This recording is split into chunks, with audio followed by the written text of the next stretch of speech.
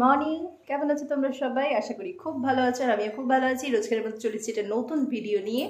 আজকে সকাল সকাল ব্লগটা স্টার্ট করছি আর সকালবেলা বরকে খাইয়ে দাইয়ে অফিস পাঠিয়ে দিয়েছি।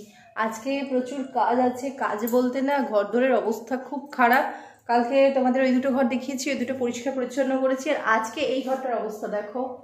এই হচ্ছে এর অবস্থা, দেখতে পাচ্ছ? দেখা যাচ্ছে, হ্যাঁ। এই ঘর থেকে চৌকিটা বার করার পর এই কন্ডিশনে পড়ে রয়েছে।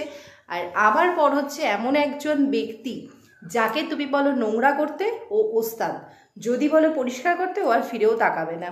মানে নোংরা করার দিকে ওস্তাদ, একটা ঘরের কোনো কাজ করে না, একটা না। মানে আমি যে কি নিয়ে ঘর করি সেটা আমি একমাত্র জানি। এরকম অবস্থা, তো কিছু করার নেই, আমাকে এসব করতে হবে। চারিদিক লন্ড ফন্ড করে আলুগুলোকে ছড়িয়ে ছিটিয়ে চলে গেছে। আমি ওকে কতদিন ধরে বলছি, দুদিন ছুটি আছে, তুমি একটু আলুগুলো পরিষ্কার করো, করবে না, মোটেই করবে না। এই অবস্থা। এবার মানে মানুষ বাস করে তো, জন্তু জানোয়ার তো নই আমরা, দেখলেই গাটা কেমন গিন গিন করে। তো ওই জন্য ঠিক করেছি আজকে এই ঘরটাকে পরিষ্কার পরিচ্ছন্ন করব। সো পাশে থেকো।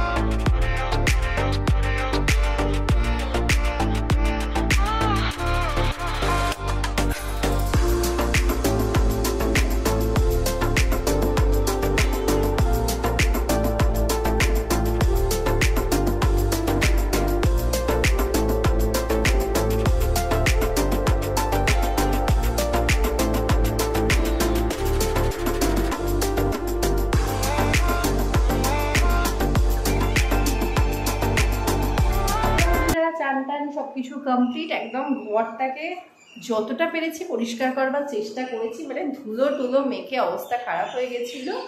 চলো দেখে নাও কিরকম পরিষ্কার হয়েছে। তো এই যে এইখানটাতে গুড্ডুর বিছানাটা শিফট করে দিয়েছি, ওই কোনায় টিভিটাকে রেখে দিয়েছি। আর এই যেগুলো আমাদের কাছে কলার পেঁয়াজ আর রসুন, পেঁয়াজ আর আলুগুলোকে সমস্ত এই দিকটাতে একদম বাঁশ দিয়ে একদম সেপারেট করে দিয়েছি। এদিকে দেখো এই অবস্থা। কেমন হয়েছে তোমরা জানিও। অনেক কষ্ট হয়েছে জানো, কিছু করার নেই, করতে তো হবে। চলো পরে আজকে একটুখানি ঘুমাতে পেরেছি। অন্যদিন তো বাবাই ঘুমাতে দেয় না।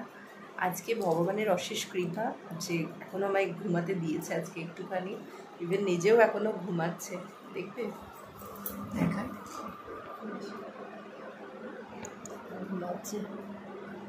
আমার সোনার ঘুমাবার স্টাইল হচ্ছে এরকম, মাথায় বালিশ রাখে না আর পেটটাকে তুলে, মানে জামাটাকে পেটের ওপর তুলে ও ঘুমায়। এটাই ওর ঘুমাবার স্টাইল, সবসময় এভাবে ঘুমায়।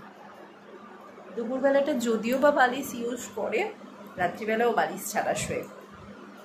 যতক্ষণ ঘুমায় শান্তি। আমি তো চট করে কাজ কটা গুছিয়ে নিই। চলো পরে আবার কথা হচ্ছে তোমাদের সাথে।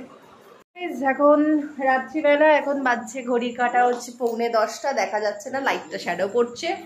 পরিয়ে টরিয়ে ছুটি দিয়েছি প্রায় 9টায় ছুটি দিয়েছি। এখানে গুবলু খেতে শুরু করে দিয়েছে আর এখন ও আর আমি খেতে বসছি। আর বাবাই আর ওদের বাবাটার অবস্থা দেখো, মানে পাগলামির একদম চূড়ান্ত পর্যায়ে।